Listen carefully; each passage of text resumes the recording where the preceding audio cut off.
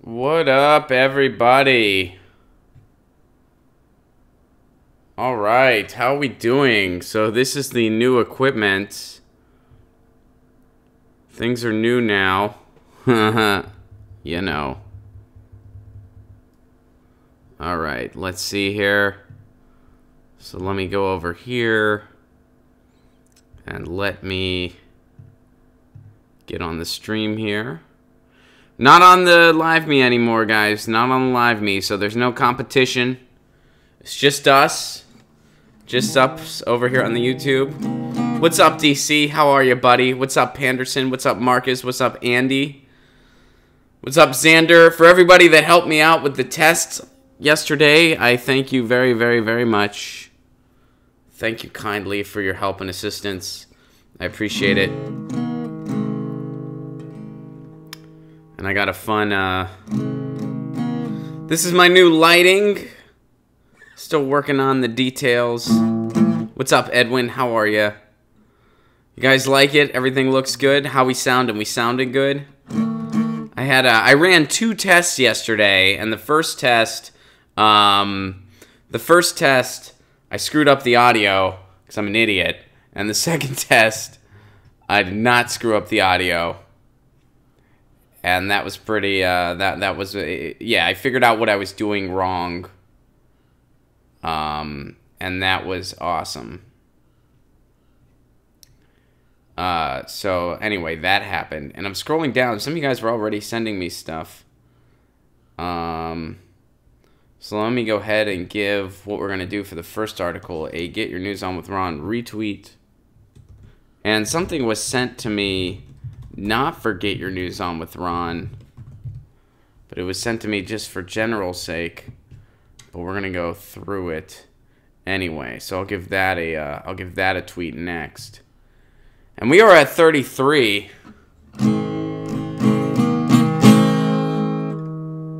Raise them a bit.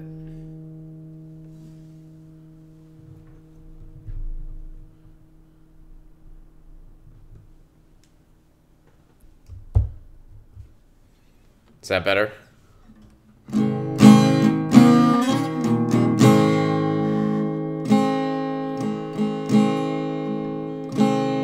All right, here we go.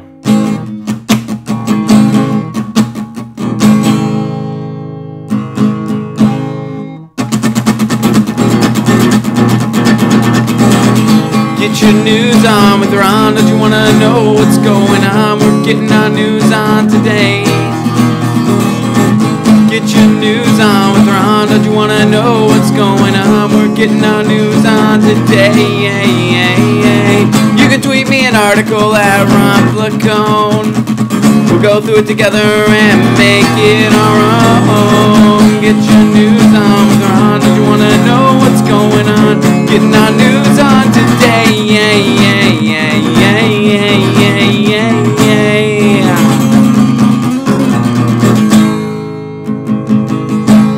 The clipping has ended. Ladies and gentlemen, the clipping has ended. And no, we are not on Live Me. We're probably going to be done with Live Me. But also, I needed my phone for something today. So, my question of the day has something to do with what I got on my emails. I got this email late last night, and I was pretty stoked to share it. And I wanted to share it with you guys. Because back on World Poetry Day, or excuse me, it was National Poetry Day that we did, I think. We talked about poets, and we talked about Beat Generation literature, and we talked about other literature that we liked. And it was a really fun conversation, and it made me realize that, you know, we have a lot of we have a lot more in common than just politics. You know what I mean? Which I thought was pretty cool. I hope you guys think that's pretty cool as well. And Dude Poop, thank you for the Super Chat contribution. I appreciate it very much. So, my question for today is, what's up, Kimmy? My question for the day is, if you had to spend the day with one literary figure, who would it be and why? Now, before you start answering that question, I got this email. So you guys heard me mention V. Vale, the last living member of the Beat Generation, has done, he did my old morning show. So, you know, I gave him my information. He put me on his email list. Once a month, he sends me, he sends his emails out. Like, he sends in, you know, a chain email out talking about what's going on with the publisher, what's going on with literary events in San Francisco. And usually I can't go because it's in San Francisco and I do not live there. But he sent out his monthly email yesterday because he typically sends it out on the 1st. And this is something really cool. He has finally decided to document his week with William S. Burroughs. So I'm going to read some of this email. I hope you guys don't mind.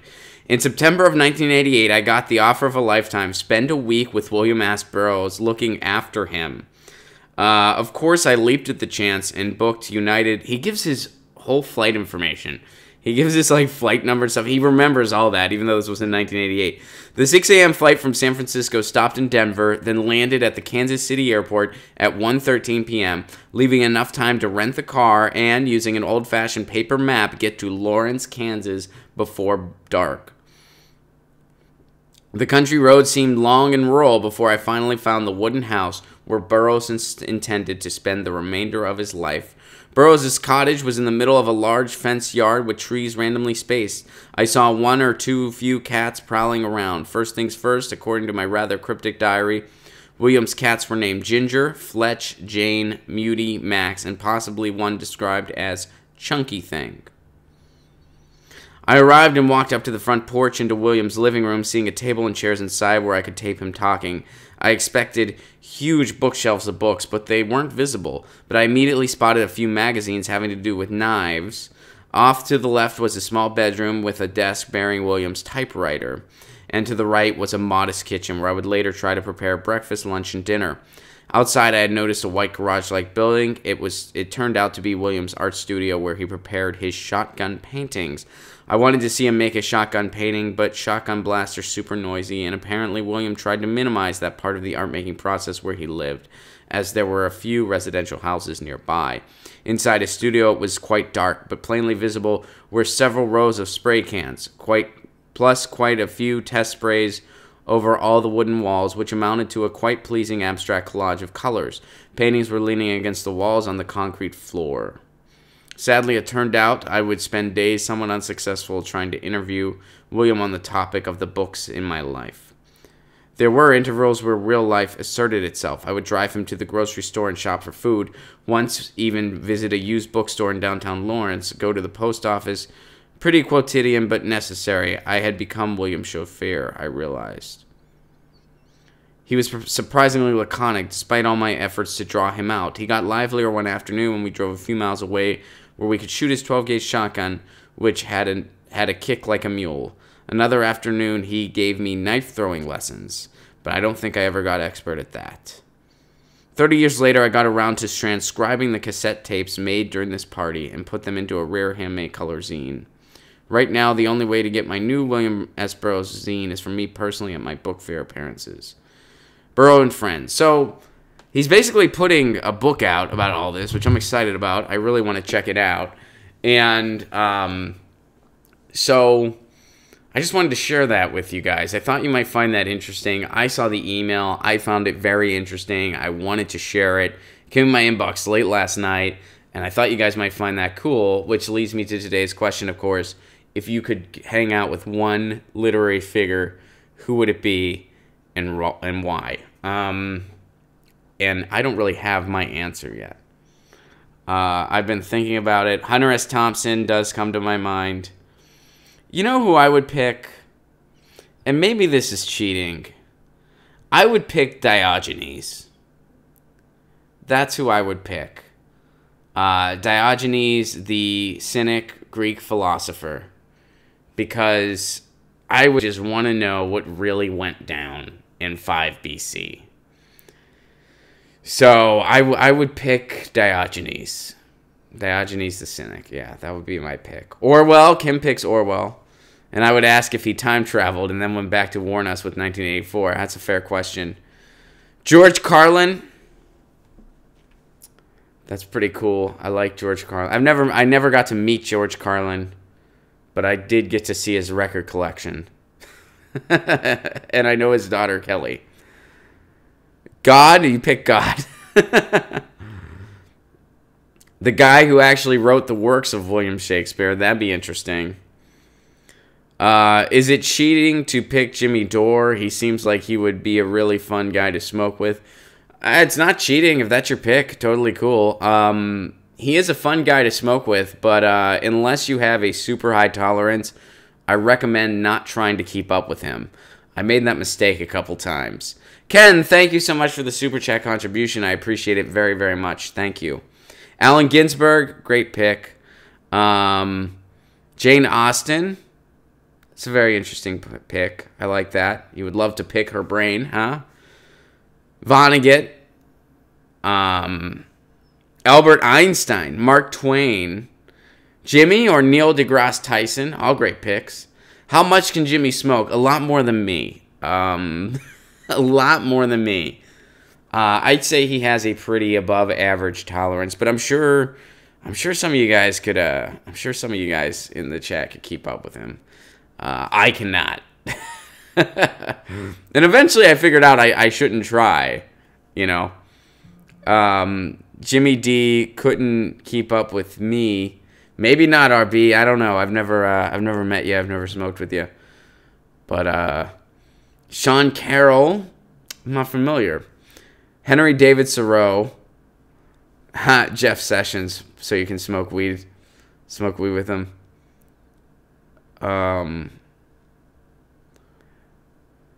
Aldous Huxley, Abby, that's a great pick. Lucy smokes more, I bet. Lucy has a high tolerance for catnip. She can hold her catnip. And by the way, if anyone's wondering, I fed her early today. I fed her right before the show started. So I didn't want her to be too... I mean, I just got these lights that I'm still figuring out how to best work the lights, guys. Still a work in progress. But I just got these lights, so I didn't want her, you know, messing up all the lights and all that stuff. Lady, I've read a lot of books, but I can't really think of anyone because I'm a writer and a lot of us are assholes. You know, they say never meet your heroes. So that's a good pick. And I wouldn't pick Diogenes because I think he's a hero, or I'd be like really humbled to be in his presence. I'd pick him because I'd really want to get the full story of what really went down. I'd be like, look, you influenced anarchism, Christianity, and almost everything in between. What really went down, dude? What really went down? And he'd be like, you know what? I'm the only one that ever actually existed.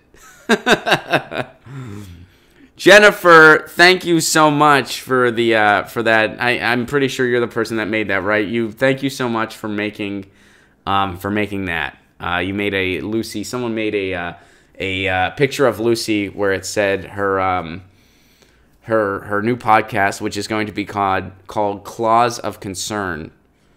Clause of Concern. I love it. And yeah, thank you for that. It's pretty cool having my phone available when I do this. Pasta texted me an insider joke. Raise the lights 3 feet and put a pink gel on them. I got the desk ones, so I can't do that. But what I can do is I can get some stuff to like mount them on, and then I'll get some of those pink gels, probably to make my face less ghosty. One step at a time. All right, Clause of Concern. Ralph Waldo Emerson or Thoreau. Donald Trump. I love it. All right, so let's move on.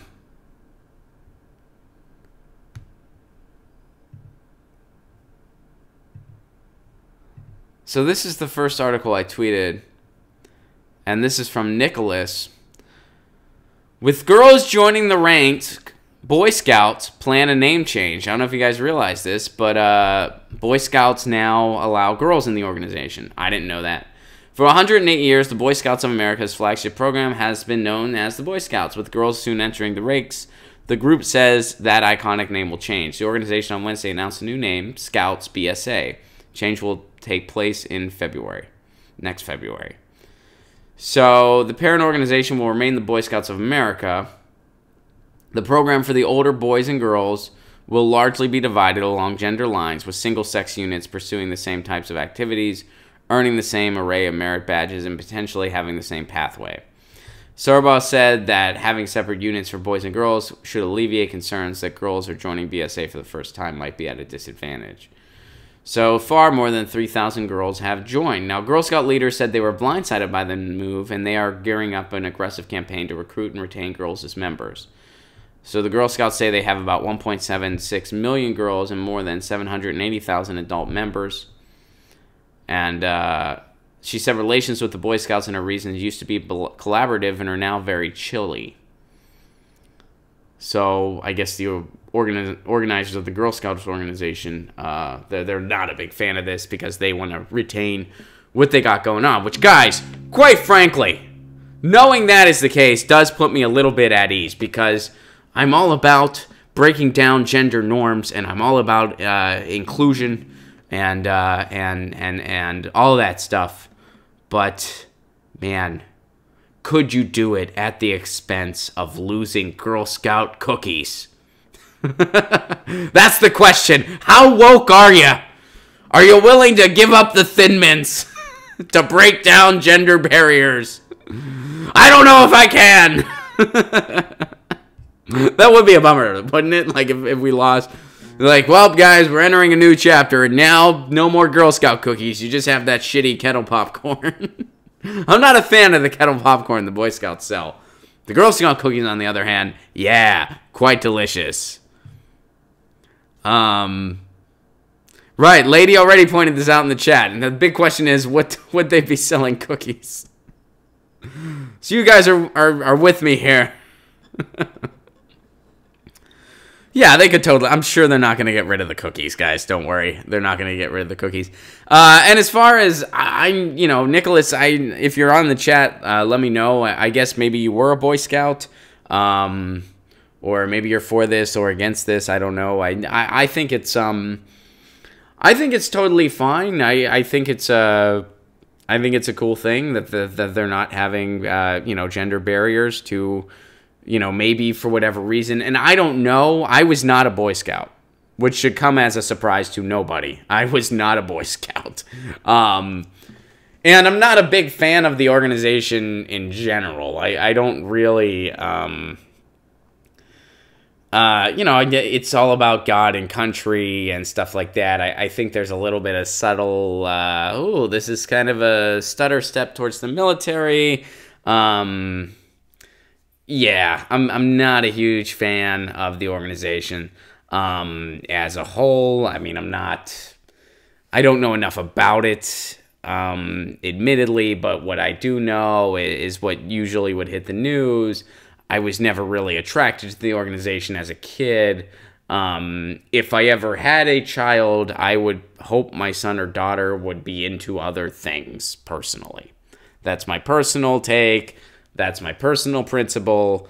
And, I've always had an anti-authoritarian bent. I refuse. I have not said the Pledge of Allegiance since I knew what it meant. I've refused to say it for 2 decades now. More than that. I've refused to say the Pledge of Allegiance. Just not my thing. My groupthink, not my thing. So, I mean, it's nice to know, but as far as the organization as a whole, I'm kind of, it's not really something I give much mind to, so. But man, as long as we don't lose those cookies, right? All right, I'm going to tweet this article out. This was not shared for Get Your News On with Ron, but I think it's important. And we still got more for Get Your News On with Ron. So let me go ahead and tweet this one real quick, and then give it a Get Your News On with Ron. Diddy. Boom. Yeah. All right. So, anti-authority tech rebels take on ISPs and connect New York City with cheap Wi-Fi. Now, this is, of course, having to do with net neutrality and municipal internet. What's the next big date to remember? The next big date to remember is May 9th, because that's when they're going to force a vote on the CRA. What's the CRA? That gives Congress the ability to overturn the FCC rules to gut net neutrality, to overturn that and preserve net neutrality. Is this a long shot? Yes, because we need approval from Congress and from Trump. Is it worth doing anyway? Yes, because it prolongs things, at least for a while, and ties things up. And they're going to force that vote. They're going to force that vote on May 9th.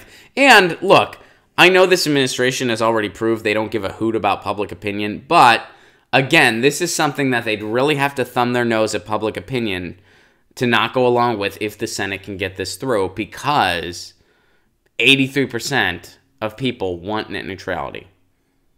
So, and I would argue that people that don't are misguided on the topic. But regardless, that's a lot of people, and the midterms are coming. So, you know, it's still worth pursuing, even though, as you guys have heard me say time and time again, the permanent fix for net neutrality is municipal broadband all around the country. That's the permanent fix. And, you know, I'm all about state net neutrality laws. I'm all about the CRA. I'm all about petitions. I'm all about fighting this with everything we have, because that's how important the free and open internet is. Otherwise, none of us would be able to be here right now. We wouldn't be able to do this right frickin' now.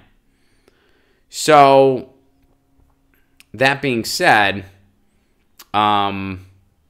here's someone in New York that's really doing something interesting about it.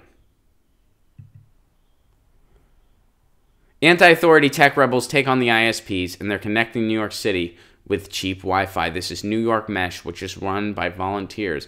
It's a promise that seems almost too good to be true. Super fast internet that's cheap. That's not a pipe dream for Brian Hall. It's his goal. The lead volunteer behind the community group NYC Mesh aims to bring affordable internet with lightning-quick downloads to everyone in New York, one building at a time. Our typical speeds are 80 to 110 megabits a second.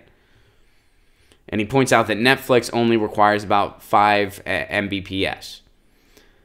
CBC's News joined him one afternoon on a roof in a Brooklyn neighborhood of Greenpoint. So, what is a mesh network? Picture a spider web of wireless connections. This from the article. The main signal originates from what's called the supernode. It's a direct plug into the internet via an internet exchange point, the same place ISPs get their connection. The signal from the supernode, sent out wirelessly via an antenna, covers an area of several kilometers. From there, a mesh of smaller antennas spread out on rooftops or balconies, and they receive that signal. Each supernode can connect thousands of users. Mesh networks are an alternative to standard ISP hookups. This is a quote from him. You're not provided with an internet connection through their cable, but through, in our case, Wi-Fi networks. NYC Mesh brought an industrial-strength connection to the internet right at an internet exchange point. NYC Mesh then installed an antenna on the roof of the IXP. That became the supernode, the heart of its mesh networks. So ISPs, according to, you know, like when you look at it from the standpoint of mesh networks, ISPs are a, quote, myth. That's according to this article. Zach Giles is one of the brains behind the network and one of its busiest volunteers. When he's not working his day job in finance, he's maintaining the supernode. The rooftop has become his second office. He's a mesh network evangelist who says most people don't realize they don't need to rely on traditional ISPs to get online. That's the myth of the ISP. The internet doesn't really cost you anything. It's just the connection. So however you can get plugged in, then you're on the internet. No one owns the internet.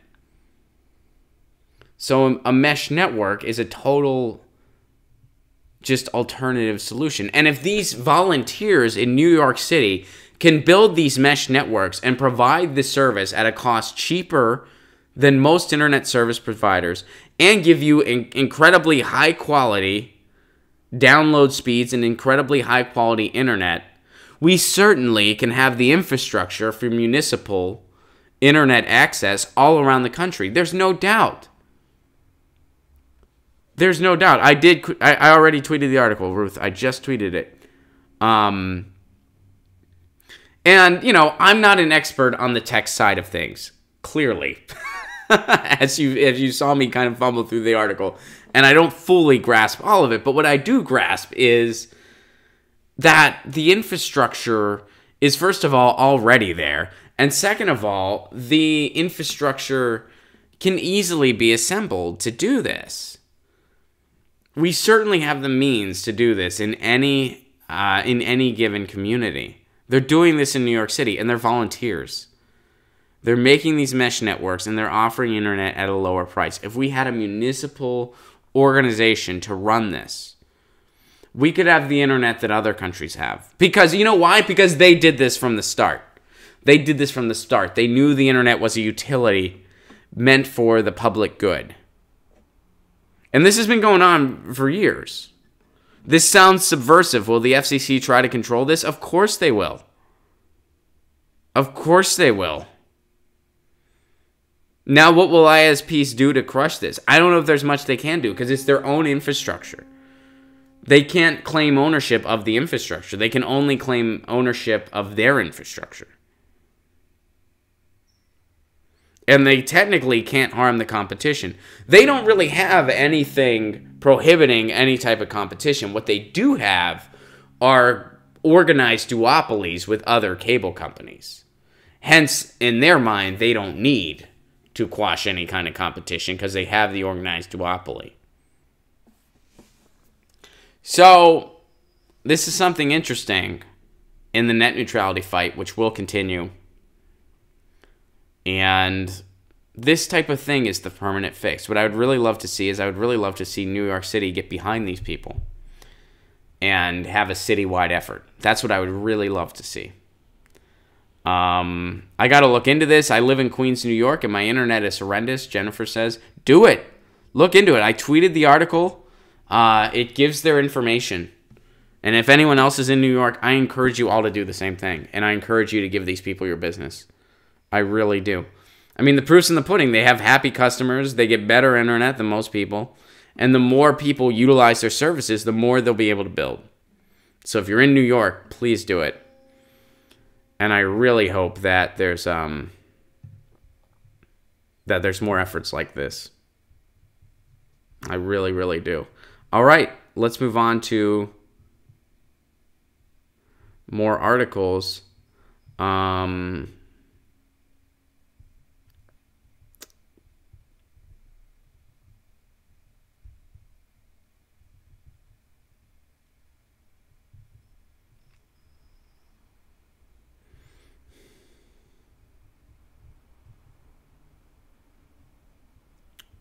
Trying to start at the beginning.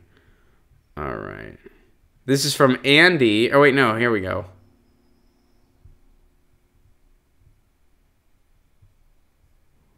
Oh, you guys have sent a lot. All right. Aw. Spicer Tune, if you're on the stream, thank you for that drawing. I'll go ahead and give it a Get Your News On with Ron retweet. It's not a news article, but Spicer Tune did me the kind honor of drawing a picture of Lucy, my cat, in a Pittsburgh Penguins jersey, which was very nice. Thank you very much, Spicer Tune. It's very pretty, and I'll show it to Lucy as well. And for anyone following the NHL, my Pens... I don't know. I mean, obviously I'm rooting for them, but the Capitals are really, really playing hungry. So I guess we'll see what happens there. But I just retweeted that picture. It's a really fun picture. All right. Oh, here we go. This is from Abby. I finally found the beginning. And I don't know if this link might be, this might be a broken link, Abby. But we'll figure it out. Let me give it a retweet first.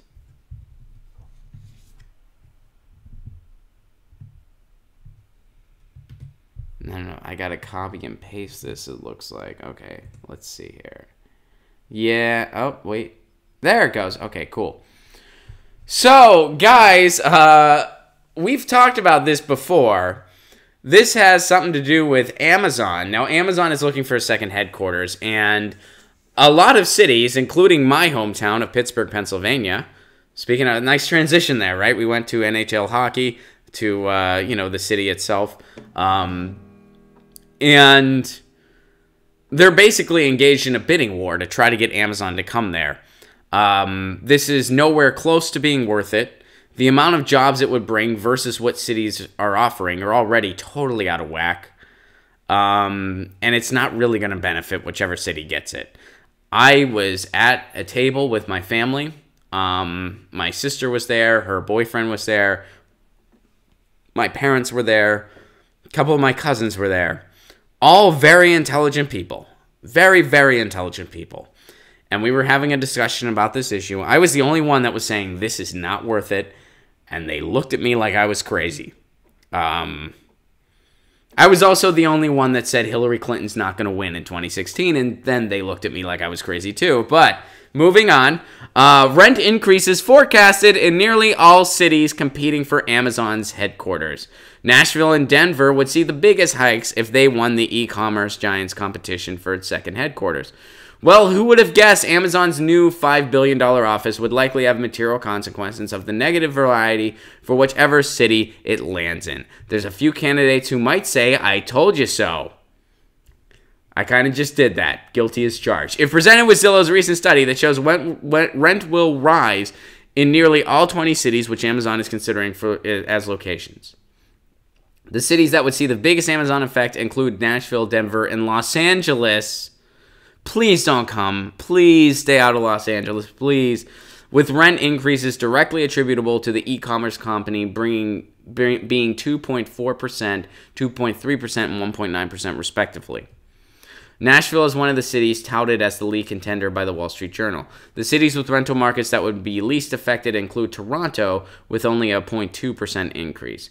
The data used for this estimate relies on historical market data and doesn't take into account what happened if, like in Seattle, other companies coalesce in the new location Amazon eventually chooses to set up shop. So, talk to somebody in Seattle and tell them how good you think Amazon's going to be for your community. Talk to somebody in Seattle. That doesn't work for Amazon, by the way. If they work for Amazon, they might sing a different tune. Or they might not, depending on what their job is. If their job's in a warehouse, they might not sing that tune. If their job's in logistics, they might not sing that tune.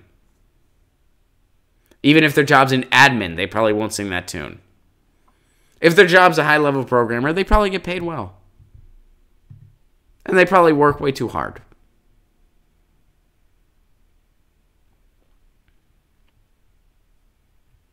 So, it's kind of interesting.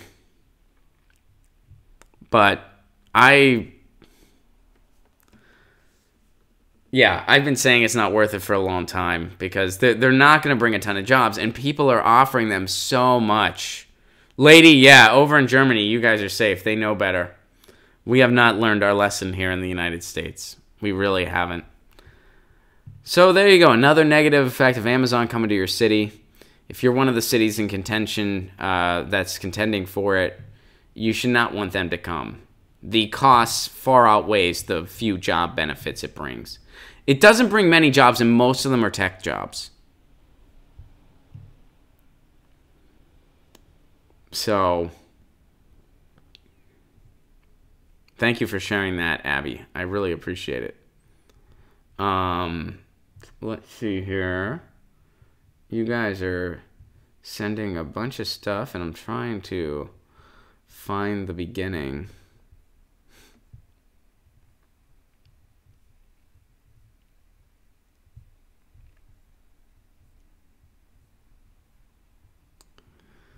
All right. This is from Andy. Or wait, no, we'll go to Kyle's first. So guys, this is from Kyle.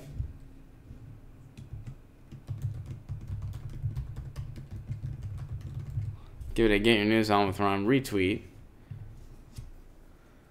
This is from Jacksonville. A canine won't get into car without a belly rub. Okay. I guess maybe this is a feel-good story. We've all had those days. We just don't want to go to work. Apparently, working animals are no different, no matter how well they're trained. Django, the police dog, won't start his beat until he had his payment, in the form of a belly rub. Casey Costin was recording recently when her husband tried to get his partner into the vehicle. But Django just laid on the grass, wagging his tail and refusing to start his day. Once the rubs were done, Django hopped right into his spot. So, that's a feel-good story, guys. That makes you feel good about the fact that police dogs are a thing.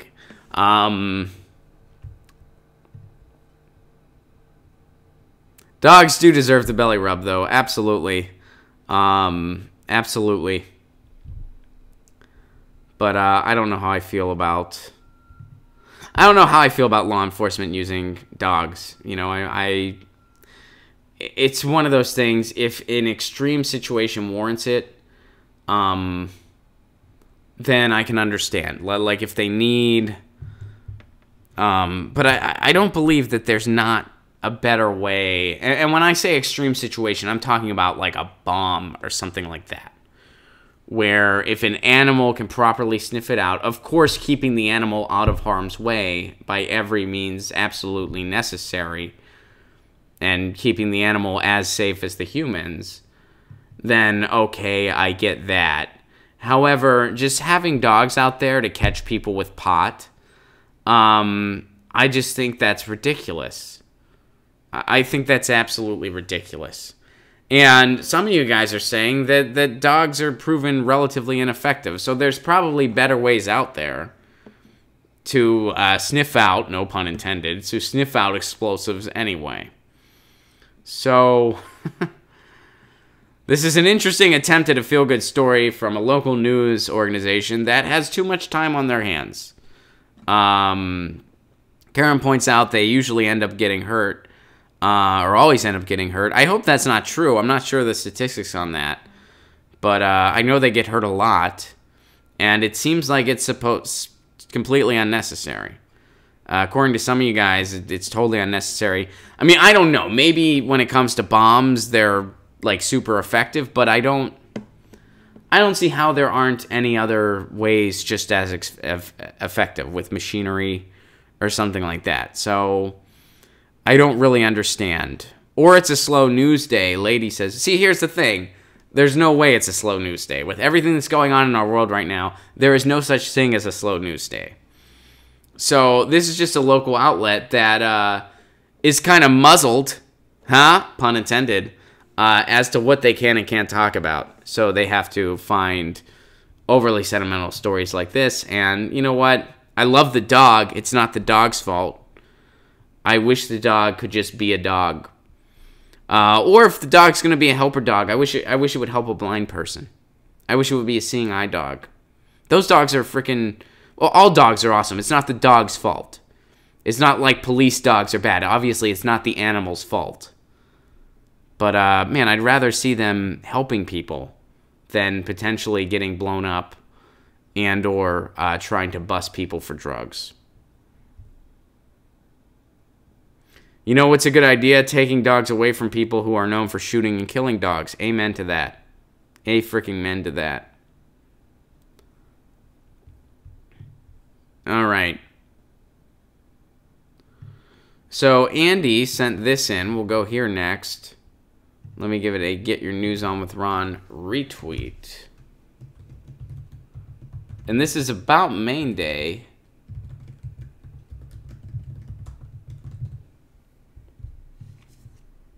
Which we talked about yesterday. Mick Strikers May Day action meant with huge solidarity. Now, I don't think they mean Mick Strikers as in when we make fun of the Mick Resistance. I think this article means Mick Strikers as in it happened to be McDonald's workers. McDonald's workers were met with huge waves of solidarity on International Workers' Day yesterday as they walked out over 0 hours contracts and poor working conditions. Workers at the fast food giants branches in Manchester and Watford joined their colleagues in Crayford and Cambridge in demanding a £10 an hour living wage, fixed contracts, dignity at work, and union recognition. In Watford, hometown of McDonald's CEO Steve Easterbrook, more than 100 people turned out to support the strikers. Speaking on behalf of the strikers was Ali, a striker from Manchester who heralded determination of his colleagues. He said, McDonald's don't respect us as workers, they don't respect us as people. It's nice to know That one thing you can count on the U.S. for is spreading predatory capitalism all around the world.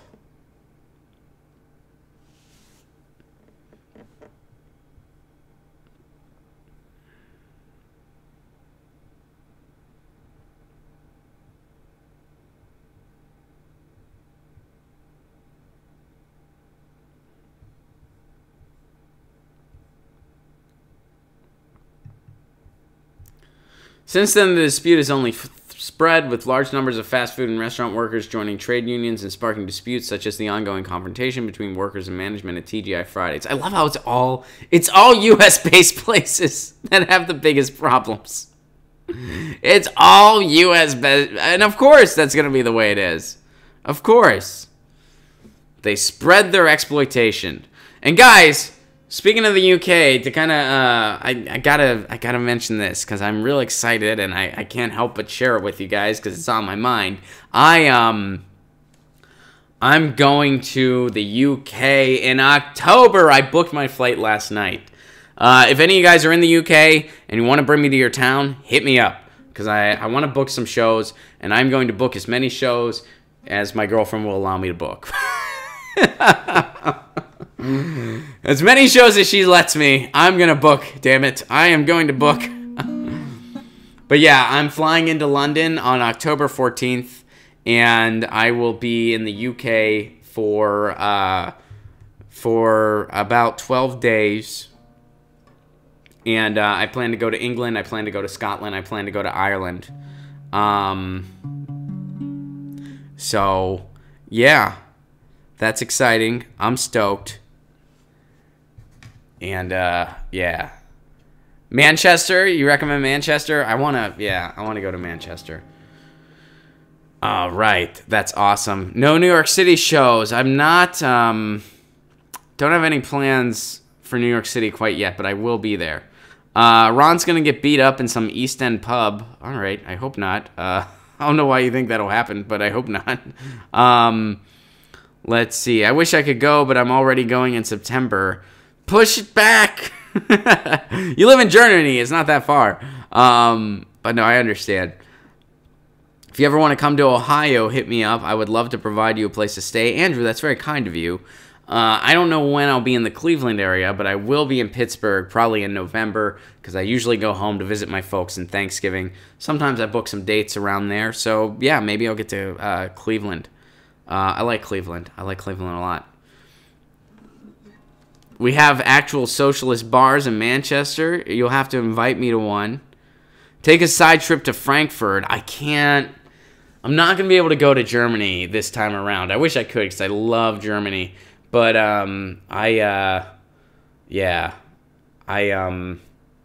already want to squeeze in 3 countries. I brought the idea up to my girlfriend. I'm like, potentially, since we're not going for a super long time, we could just focus on Scotland and England and do Ireland as its own trip. She did not like that.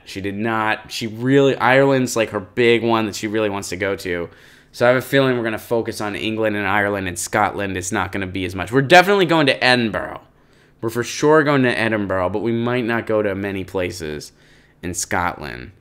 Indiana, actually, me and Graham Elwood are going to be announcing some Midwest dates soon.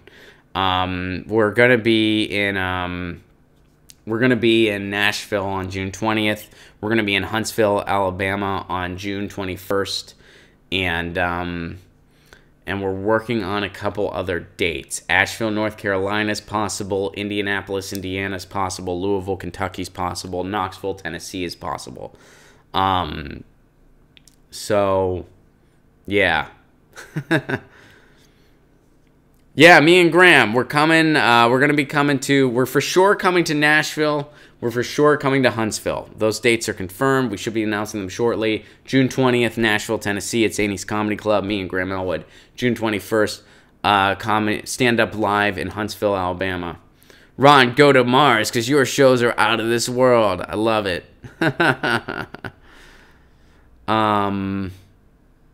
That's awesome. James Michael Sarvis says North Carolina. Asheville, North Carolina is possible.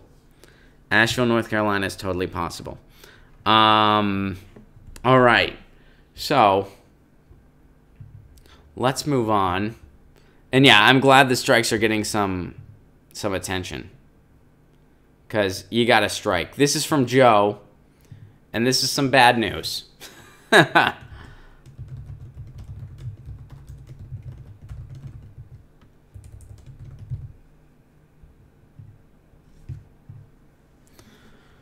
Warren and Biden are top picks among New Hampshire Democrats. I'm assuming this is for 2020. This is from The Hill. Former Vice President Joe Biden edges Senator Bernie Sanders in a Suffolk University poll, asking New Hampshire Democrats to pick their favorite of 7 possible candidates. When Senator Elizabeth Warren, who represents neighboring Massachusetts, is added to the list, she comes out with 26% compared to 20% for Biden, 13% for Sanders. Without Warren, Biden gets 30%, followed by Sanders with 25%. The poll conducted April 26th through 30th, surveyed 295 likely Democratic primary voters. It also asked residents about Kristen Gillibrand, Cory Booker, Kamala Harris, Deval Patrick, and Terry McAuliffe. The poll has a margin error of 5.7 percentage points. Name of the candidates on the list has formally said they are running as president. Biden recently indicated he would determine his plans by the end of 2018. So, according to this particular poll, now they said likely Democratic voters. There's no information in this article about age demographic and about where they did it. They basically polled Democrats. So these are registered Democrats. They likely conducted this by phone, I would assume. So, and again, it doesn't specify, but I would go out on a limb here and say that most of the people taking this poll were kind of, party loyalists that I think are more inclined to pick a Biden. You can find that in the actual poll. That can be found in the Hill article. Well, all right, fair enough. Let's go straight to it. All right. God damn it, an ad popped up. You know how much I hate it when... Oh, that made it bigger. Oh, that's not annoying at all. All right. Hate the Hill. Okay, let's go to the poll itself. Close out of this dumb article. Okay, so the region, west, north, central. All right, hello, my name is... So here's what they said. Hello, my name is blank, and I am conducting a survey for Suffolk University. I would like to get your opinion on some issues of the day. Would you like to spend 7 minutes? Ask for youngest in household. Okay, so they got 49% male, 50% female. How likely are you to vote? Are you Democrat? Are you independent? Okay, so here's the age demographic. 7.63%, 18 to 24, 25 to 34, 12%, 35 to 49, 21%, 50 to 64, 27%, 65 to 74, 21%. So almost half of all the respondents were 50 and up. So almost half of all the respondents here were 50 and up. 91% white. And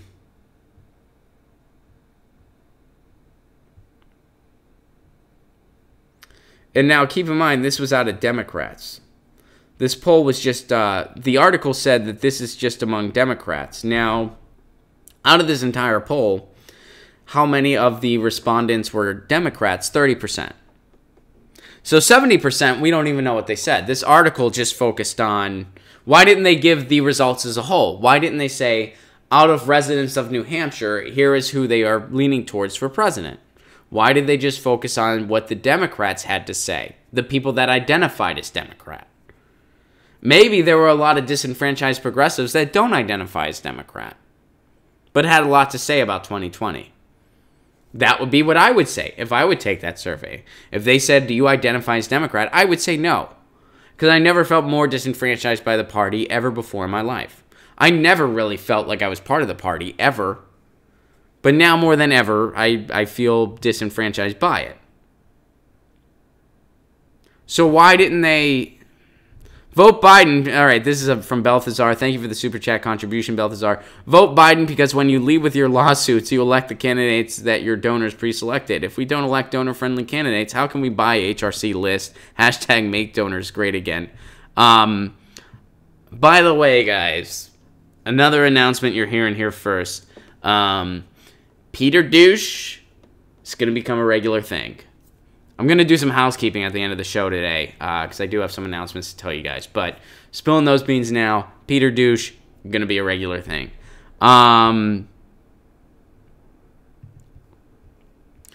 So they decided to do an article. So how much did Sanders get overall? I'd be curious. They talk about Governor John Kasich is in this.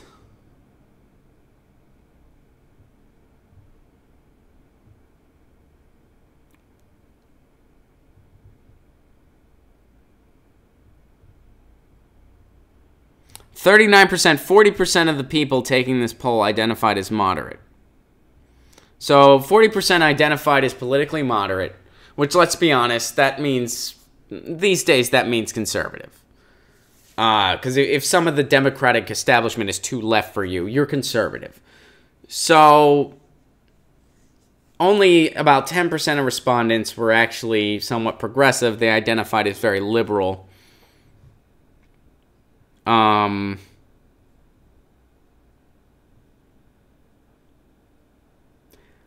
Only 13% were members of a union, and 55% of them were gun owners. So let's take a look at the demographics here. First of all, this article only reported on the Democrats surveyed, which was only 30% of all the people surveyed. About half of all the people surveyed were 50 and older. 50 and older, so not a very fair age demographic. Most of them identified as conservative or leaning conservative. And virtually none of them are in unions. Over half of them own guns. That was this survey. And The Hill went from that survey, cherry-picked the Democratic information on it, and cherry-picked what those particular respondents, which again are only 30%, said they wanted to be president. So this is a cherry-picked poll. It's inaccurate, it's misleading, and it's very deceptive. So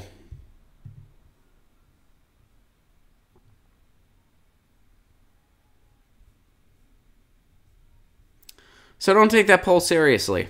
Joe, thank you for sharing it. We'll do more of this where we actually unpack polls and how they're being covered in the article and how the article is bullshitting you for their own agenda. Because that's what happened.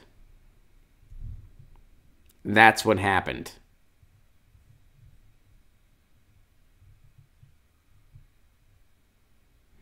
That's how you conduct polls, Ron. What do you mean? I'm not saying they conducted the poll wrong. I'm saying the article is misleading. The article is misleading because they want you to subscribe to a certain narrative that Biden and Elizabeth Warren are the only electable people. And sarcasm. Oh, I gotcha. But I mean, no, they did the poll right. I mean, that's how you conduct a poll. I get it. You call people, you ask them these particular questions, and you organize the data. But, this article is BS. All right. Let's move on here. .org. See what I did there?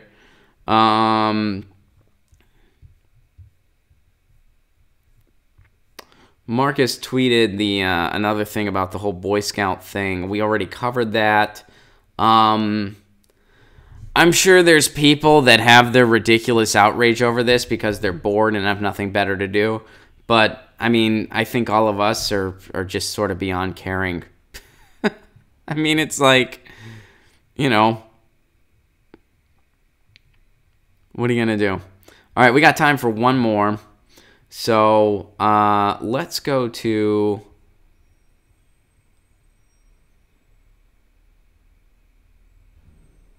Let's do a follow-up. This is from Lee. Let's do a follow-up on the story that Lee sent in yesterday about what's going on in Nevada. This is a follow-up for it.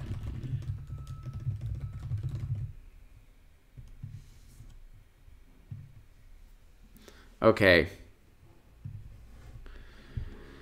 BP cut off free bottled water to the Nevada tribe next to the Superfund site amid cleanup fight. So it's still going on. It was an uncharacteristically urgent demand at a U.S. Superfund site where the cleanup of an abandoned... Okay. So it is imperative that those deliveries do not take place. This is in retaliation of a fight against a recent move that puts the state and the company in charge of cleaning up the mine site instead of the EPA. Again, because they were skeptical of the EPA.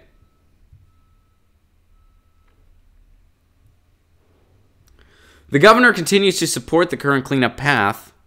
His spokeswoman, Mary Sarah Kenner, said this week, she said the EPA's proposal for priority listing remains on the table until the cleanup is completely under state oversight. On Friday, several volunteers helped a delivery driver for Alhambra Waters unload several tons of water at a market off the reservation about 2 miles north of the mine. Most of it in 5-gallon jugs, but also in 24 packs of thousands of plastic bottles. The volunteers then loaded the supplies into a tribe-owned trailer and hand-delivered the water door-to-door to homes spread across a few square miles. So there are people helping to make sure these people get water. They're not, presumably they are not going thirsty, which is at least something to be a little bit uplifted about. At least there are volunteers helping out here. And, you know, guys, we're in an age, and, you know, it's hard to say stuff like this without sounding a little libertarian, and I'm not libertarian at all. But when the government completely abandons you and fails you, which is where we're at right now, there are times where you really do have to take matters into your own hands. And you have to figure out, how can we get this done? And that's what's going on right now in New York City when it comes to internet. How do we get this done? Because our government has let us down. We're not going to play this net neutrality battle every time there's a fringe right-wing FCC versus a center right-wing FCC. So we're going to build our own networks. And you can't stop us. You're not going to give water to these people. Well, guess what? We're getting water to them. We're getting them water. And you can't stop us from getting water to them. You're going to send ICE agents to kick over the water that we had for immigrants. Guess what? We're going to put more of it up. And when you arrest us, we're going to start screaming about it.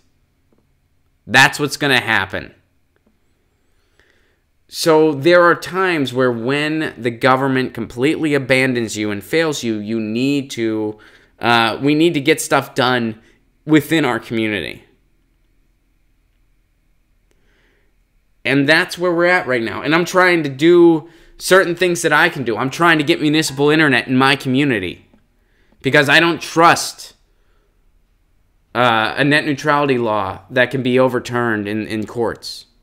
I don't want to just be able to rely on that. I want municipal internet in my community. I want it to be a utility the same way my garbage is taken out. So I'm going to show up at town hall and I'm going to do what we have to do to get it done. And if they let me down, if on May 8th they let me down, because that's when it's on the municipal agenda, May 8th, I will be there, presumably with cameras. If they let me down, I'm going to go to some of the geniuses over at JPL, and I'm going to see, can we do mesh networks the way they're doing it in New York City, and start right here in Pasadena. That's what I'm going to do. Because you know what? And this stream's been demonetized, by the way. This stream has for sure been demonetized. And I don't care. The meeting is on May 8th, Joe. Yes, you should come out for it if you can. It's at 4:30 in the afternoon. But that's what I'm going to do next. There were some JPL people that came to support the cause the first time we were there. So I'm going to talk to them. And I'm going to be like, how do we do this? I'm assuming you guys have tech knowledge. That would be funny if they're like, "Oh, Ron, we just I'm just the receptionist." You know what I mean? I mean, it was just, that'd be kind of funny. They were like, I have no technology, Ron. Just, so anyway. Guys, we are totally out of time. I got to do a little bit of housekeeping. It would be nice to get Mike Figueredo on once a month. I will try to do that. And Peter Douche is going to become a regular thing. We talked about that. He wants to do it. Balthazar, thank you for the Super Chat contribution. Fighting dumb battles over and over again, expecting different results is Peter Dow's resume. We have solutions. Medicare for all, homes, internet, municipal. After we won't go back. A frickin' men. A frickin' men. All right, guys. So, another announcement I need to make. I am going on vacation tomorrow. I am going on vacation where I'm going to see my family. And I'm going to bring up this article about the rent prices, and they're still going to tell me I'm crazy for thinking that Amazon won't benefit whichever community gets it, and they're also going to go on a rant about how they really hope Pittsburgh gets it, and it would be great for the city. But I'm going on vacation tomorrow. I'm going to be in Catalina with my folks. My parents are coming in, my cousins are coming in, my sister's coming in, my girlfriend's going. We're getting a big old beach house. So, we're gonna be, we're gonna be out for the rest of this week. We will be back on Tuesday. I will try to stream if I can. I don't know. So, I mean, let's assume that a live show is probably not gonna happen tomorrow and Friday. But if I can, I'm totally going to. I might be able to. And I might just do it from my phone. I can just straight up stream with my phone, and I'm not doing the live me anymore, so I don't need to worry about that. So I might just stream with my phone. Pasta will be taking care of Lucy. Celeste, thank you very much for the Super Chat contribution. I appreciate it very much. Pasta will be taking care of Lucy for me while I'm gone. So they'll be around. My family's actually, don't bother trying to convince you, my family's actually pretty progressive. I'm just to the left of them. Like, they're, you know, like, I mean, my mom was Bernie. My dad was Hillary, not because he thought Hillary was a better candidate, but because he thought Bernie couldn't win in a general. He insisted that Bernie was the McGovern of my generation, and I think he was wrong, but he was pretty sure about that, so he supported Hillary because he was, you know, pretty upset about Trump. But my mom was Bernie. So, you know, my family's fairly progressive, but there's a couple things that I just don't feel, I don't see the same as them. They have a little more, a little more flexibility with the corporatocracy than I do. He had it completely backwards. I know. I agree. Unfortunately, there were a lot that felt the way he did. Unfortunately. And, you know, they were wrong. They were wrong.